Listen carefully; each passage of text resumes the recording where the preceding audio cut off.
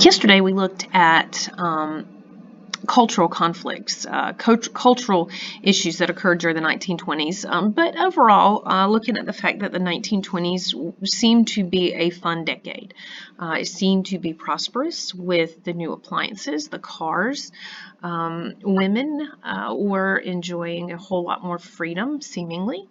And African Americans were enjoying um, or I don't even want to say a resurgence, but they were showing um, a remarkable literary and artistic movement with the Harlem Renaissance. So it was a good time period, but underneath all of that, a lot of things were still going on that were not as good, not as comfortable, making life here, I don't want to say hard, but just a lot of social conflicts going on in the 1920s. And most all of those are going to revolve around the issue of communism.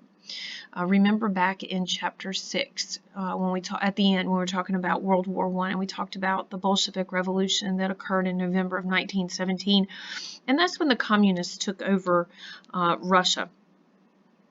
And throughout the 20s, they are consolidating their power. I believe it's in 1924 they become the Soviet Union, and this is the first communist state that exists in the world. And as big of a powerhouse as they want to become economically, probably the scariest thing for the United States was when they said that they wanted their major export to be not a good, but revolution. And so they've put out there that they are going to export revolution around the world. They're wanting other states to fall to communism. And so it puts into mind this fear of communism. And that's really what we're going to be fighting throughout the 1920s. And so everything I'm going to mention today goes back to that fear of communism. And what this fear is called, you'll see here it says 100% Americanism. So you get this idea that this nativist sentiment is also going to fit into that. Communism is considered by many to be anti-American. Then, to a degree now, we can have a discussion about communism today.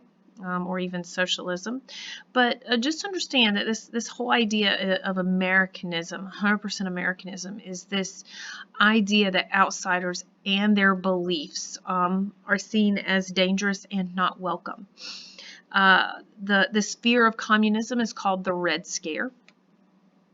Red is a color typically associated with communism. So anytime you see anything about the Reds or red, or you see a red flag, it's probably going to relate back to communism. And again, you have this association of immigrants with communism and anarchy, particularly from Southern and Eastern Europe. And like I said, it's kind of spurred by that Bolshevik Revolution that we had seen in 1917. Now, in the United States, there's a lot of unrest around this because in 1919, this is after the war is over, we're going to have 3,000 labor strikes in the United States. Now, labor is pretty closely associated with labor movement, labor unions is pretty closely associated with socialism, and by extension communism and anarchy, with the strikes and the violence that we had seen in chapter 5, and a brief discussion of that then. But during the war, strikes had been illegal. And so you've got all of this built up momentum and this desire to go on strike there. So as soon as the war is over, 3,000 strikes in the United States in 1 year. This is unsettling. This is going to hurt our economy, our manufacturing, and so this scene is dangerous in that sense.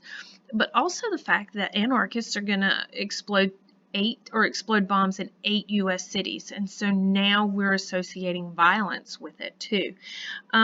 So again, you got this fear of of labor, and a lot of your labor union members are immigrants, and a lot of immigrants are socialists and communists. So you see this kind of how it all comes together, and this fear is going to lead to the Palmer raids, the Sacco and Vanzetti case, the immigration restrictions, and the resurgence of the KKK. And oddly enough, it's going to lead to prohibition. Okay, so that's pretty much what we're going to talk about for the rest of today's lecture. And here you have some great political cartoons. You know, of course, you've got the Statue of Liberty. You know that the poem Coming to Me, you know, the poem about bring me your tired, your huddled masses, your poor huddled masses. I'm sorry, I just butchered that. But here you have a European anarchist, face covered, which brings up some movements today, carrying a bomb coming into the United States. And so it's kind of looking at maybe we need to restrict immigration. And again, we can look at many parallels between this and today's immigration issues that we see going on. Here you have the melting pot, and we can make an argument of whether we're a melting pot or a salad bowl, but here you are. Uncle Sam is standing above it, and he's saying we can't digest the scum. The scum is what comes to the top. And if you look at it, you've got the IWW, which is the International Workers of the World, the Wobblies. They were a communist, anarchist union, a red flag, remember communism, Bolshevism, which is also talking about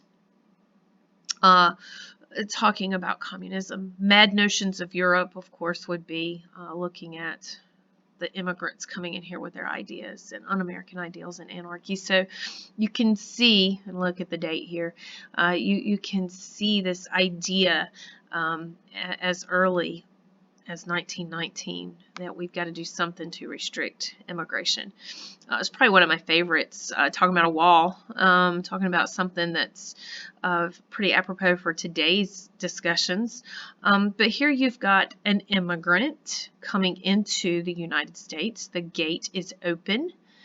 And you've got a gate, and the gate is called immigration restrictions. Now, if we'll just close that, that would represent those restrictions. Notice his head is a bomb, and so we are linking immigrants with violence, and we don't want them, hence undesirable. This is a good one too. You've got the United States flag, and sneaking under it is an immigrant coming in. He is holding a knife with Bolshevism, and he is carrying a flame torch that's anarchy. So put them out and keep them out. Okay, so we don't need to let them sneak into the United States.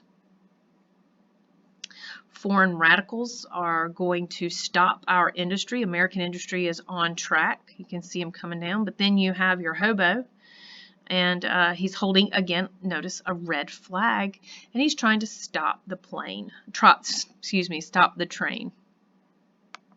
And you can look back to those 3,000 strikes that happened in 1919. And what we need to do is clean the nest out. American Eagle. Okay, the nest would be the United States, and we need to kick them out. We need to kick all the Reds out, all the communists out. Okay, you've got your labor, and a strike is actually killing the tree of production here.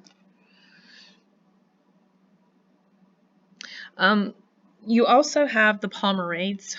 Palmer is actually U.S. Attorney General A. Mitchell Palmer. I will say that he has ambitions to be president. And of course, it doesn't happen, but he does have some ambitions. And there was an attempted assassination of him and John D. Rockefeller. And so Palmer is going to go after who he feels was responsible. And that's going to be communists and other radicals. Now, here's the thing. He didn't necessarily have proof. He went after those he suspected of being communists and other radicals. And that's the thing about what you see happening here with the Palmer raids. It's not that these people were guilty or innocent. They were suspected. They weren't arrested. There was no trial. They were suspected, okay, and they're going to be arrested and jailed.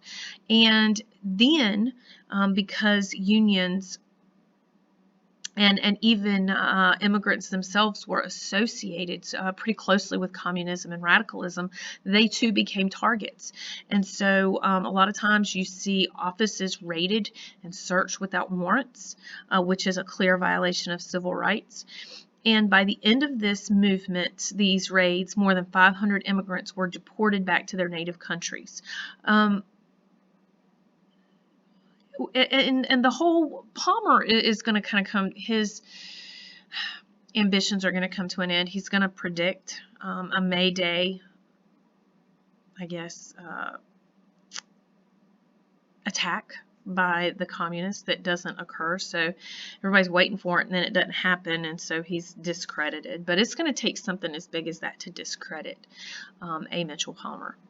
I want to also point out with this Red Scare is there's going to be another Red Scare following World War II, so we kind of need to be able to keep those apart. And you can see here an office that's been raided. 1,000 arrested in New England. You see again the Reds. Okay, and also associate these names with the first Red Scare. Palmer, Sacco and Vanzetti are probably the big ones. Now, Sacco and Vanzetti are Italian immigrants. They are not big in terms of their position in life. They are suspected anarchists, and they lived in Massachusetts. They had jobs in Massachusetts. And in 1920, there was a robbery and a murder. And they are going to be accused, arrested, put on trial, convicted, and then executed. Okay, a lot of people felt like the evidence was circumstantial, and it really was circumstantial evidence. There's Sacco and Vanzetti. There's some proof, but it wasn't really the best kind of proof. Should they have been convicted and executed based on just that? Probably not. You'll notice too the name of the worker of the paper is the Industrial Worker. So this is a union union newspaper. There were a lot of people in the United States, but also in Europe, who were outraged at this verdict, and it kind of becomes a cause celebre around the world. A lot of people in support of both Sacco and Vanzetti, and then of course they're gonna be executed. They went back and looked at this case a lot later. I mean, you know, it's really late, probably about 50 years later. And they have come to the conclusion that they probably were guilty of the murder. So maybe not a miscarriage of justice, but, and again, you can see this, the Statue of Liberty, the head is shown as the skull, and this is not a positive look at the United States. So this is going to be more in support of Sacco and Vanzetti. We're going to begin to push for some immigration restrictions that a lot of people in the United States have been calling for since, well, we had talked about it in Chapter 5, the late 1800s. We have so many immigrants coming in. We need to slow it down. We don't like who they are. We don't like, you know, and there was a lot of those nativist feelings against non-Protestants, sometimes non-whites, people of a different culture. And so it's really going to become worse after World War I, and we're going to use our fear of communism and anarchists to get Congress to actually move that way. And now the industrialists aren't pushing for us to keep the gates open for that cheap labor. So what Congress is going to do is they're going to pass a series of immigration acts, and we're going to focus on the National Origins Act in 1924, which is going to set up a quota system for immigrants. And what we're going to do is limit the number of immigrants that come in based on an earlier time when they came in, okay? Really, it would allow more Western Europeans to come in and fewer Eastern Europeans and Asians to enter. And you can see here where we're going to kind of look at this. We'll have more than 50,000 from, our Western European countries, the ones that we like, the ones that are like us, and then fewer from these Eastern and Southern European countries. And these tend to be Catholic, Jewish, and they're the ones who also tend to have those radical beliefs. And this is a great way of looking at that quota system. Everybody's wanting to get in, but we're only going to let in a few. The Klan is going to make a resurgence. Now, this is a different Klan than the 1860s and 70s. This is a new Klan, and it's set up different. It's going to target more than just African Americans. It is going to be more wide-ranging than just the Southern United States. Really, it's the fear of communism, and it is our mistrust of immigrants that's going to help kind of bring back the KKK. The new Klan is going to be centered in the Midwest, and they have many targets. Blacks are still going to be targeted in the South, but you also are going to see in the North and the Midwest the targeting of Jews, Catholics, immigrants, anyone they saw as un-American go out west, and they're going to attack bootleggers. So there is this general feeling of, again, this is nativist, but this general feeling of keeping the others out. This Klan was very much a business model. Here you can kind of see the resurgence here. Look, in 1925, at its height, you had 5 million. And you'll notice here that it only lasts a fairly brief period. Okay, there's your post-Civil War Klan. You can see how it drops off. By the time you get to 1920, it's really very few numbers. But again, that big surge is going to occur through the mid-20s. And you notice it just falls. And there were some scandals involved. Because most of the men of the Klan, most of the people in the Klan saw themselves as Christian men and women, and they saw themselves as the moral regulators of the United States. And so the scandals involved, one of them was a sex scandal. Not so much a sex scandal as that the head Grand Wizard, I think he's called, he actually is going to drug and rape his secretary and then murder her. And he's going to be convicted, and a lot of people begin to wonder if they can continue to support the Klan at that point. You'll notice here that it's a pyramid. Just like you would see if you go to a job, you have a boss and then you have it split. And this was a money-making scheme also. I mean, it truly a money-making scheme. You had to buy the hood and the robe. You have to buy a horse robe, even if you don't have a horse. You have to buy Chattahoochee River water, genuine Chattahoochee River water to use in the initiation rites. And then you have a $10 membership fee. And so this was a multi-million-dollar organization, and they used business practices, modern business practices, advertising practices. So this is a very different than what we had seen in the past. But again, this is where we begin to see more, I think, of what we think of as typical KKK images that we're used to seeing. It's sad because whole families are involved. The women form an auxiliary, and pretty sure that baby is photoshopped in there, but maybe not. I don't know. This is not. This is in no way a fake picture, but this is a KKK wedding, and there is something very, I don't know, you see a lot of this, not imagery, but kind of belief, the way they do things with Hitler and the Nazis. Finally, we have prohibition. Prohibition is something that the people who've been working for the temperance movement have wanted since the early 1800s, 1830s. A lot of Protestants supported it. You remember, alcohol is evil, it is bad. If we get rid of it, we get rid of poverty and mistreatment of children and wives, that kind of thing. But really, it's going to make they're going to get it passed, not just a law, but an amendment in 1919 with the 18th Amendment. Because of nativist issues. This whole point was to disrupt immigrant neighborhoods. Immigrants went to the bar. That was the center of their neighborhoods, the saloon, and this is and they didn't go to drink necessarily. This is where they would go for religious get-togethers, to have big. They lived in small apartments. You needed a place where you could gather, and the saloon was it. They would have dinner there. It's just a big meeting place. And so if we can shut down that saloon, then we can shut down their meeting places. So that's part of it. But prohibition had all different kinds of problems attached to it. How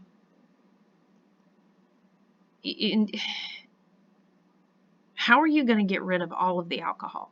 How are you going to keep people from drinking when they want to? Here's your other problem. As soon as you say you can't have it, you have all kinds of people who want it.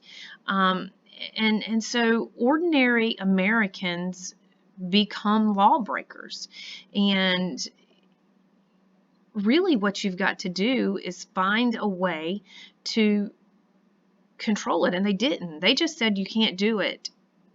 Congress did, but they didn't say how are we going to do it. They didn't appropriate money to say, okay, this group of people is going to go out and get rid of them. The FBI didn't exist yet. This is a great cartoon too that talks about another problem. Prohibition this is Uncle Sam, and he's the big guy here, but look, he's holding hands with bootleggers, dope sellers, racketeering, and gangsters. And what he's saying, what the point here is that prohibition is helping all of these along, and the prohibition movement is actually hand in hand with these, because like I said, bootleggers and dope sellers, and then you've got your organized crime. Al Capone is going to be a major figure, Scarface. And Al Capone is going to be arrested, but not for prohibition. He's not for violating prohibition, or even the prostitution. He's going to be, well, because he was into a lot of different illegal activities. Again, that's organized crime. He's going to be arrested for tax evasion of all things. So it led to crime. Organized crime is violent.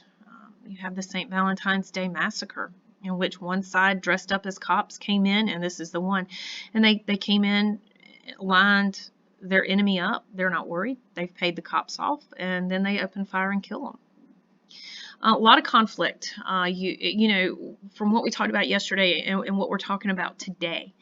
And so the feeling of the 20s is, yes, it's a good time, but at the same time, it's also a uneasy time. A lot of conflict between your social conservatives and your liberals. Social conservatives, conformity, tradition, the way it's always been. And then your liberals who want to question. Let's do something new. Let's go out there and do something different. But this is what's going on, okay? And this is an argument that continues today. Tomorrow we're going to start the Great Depression, and then next day we'll look at the second half of it. And really what we'll look at is the causes of the Great Depression tomorrow, and get into what the actual Great Depression, what led to it. And then the next day we'll look at how we're going to try to fix it with the New Deal. Okay? If you have any questions, please ask me. And please listen. Make sure you've listened, and before the test, if you have any questions, come see me.